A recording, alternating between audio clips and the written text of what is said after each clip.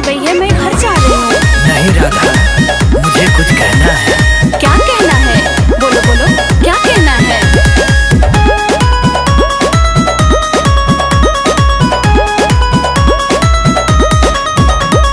कल मेरे घर राधे गोकुल में आना, माखन का केक मेरे हाथों से खाना।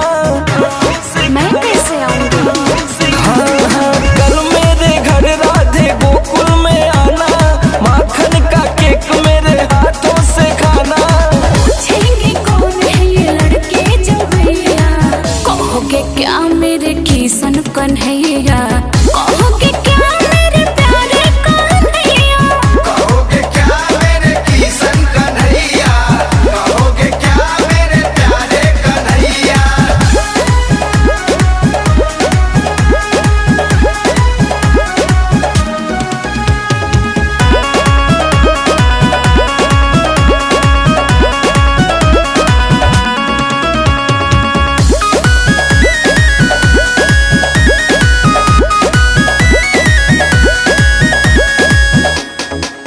रात हो जाएगी कान्हा, पहुँचा दूंगा घर राधा, पहुँचा दूंगा घर। ऐसे जिद ना करो।